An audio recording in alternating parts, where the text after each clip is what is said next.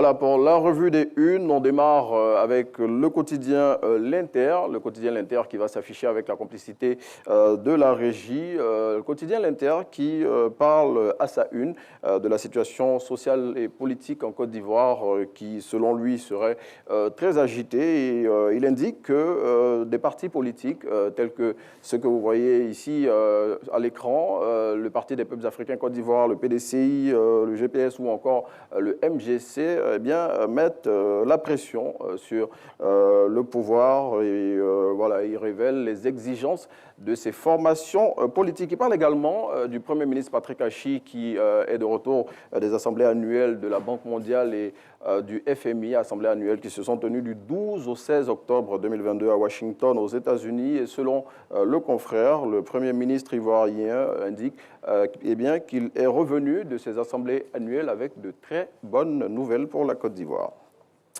Autre quotidien qu'on vous propose dans cette revue des unes, c'est le nouveau réveil selon lequel le Parti démocratique de Côte d'Ivoire repart à l'assaut du Grand Nord de la Côte d'Ivoire en prévision des échéances électorales à venir.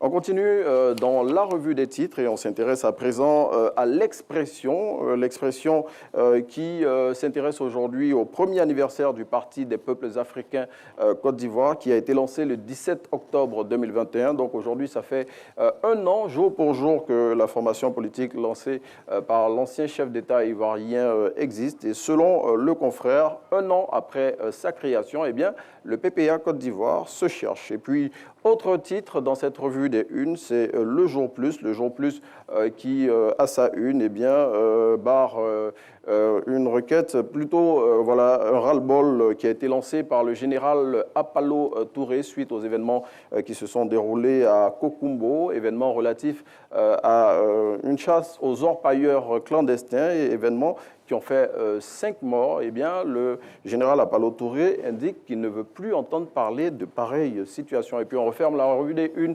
avec le quotidien Super Sport qui s'intéresse aujourd'hui à la cérémonie de remise du Ballon d'Or qui va se tenir ce lundi 17 octobre 2022, cérémonie qui sera présentée notamment par Didier Drogba. Et il indique qu'à cette cérémonie, eh bien, Karim Benzema, l'attaquant du Real de Madrid, sera consacré. Eh bien, à la suite de la revue des unes,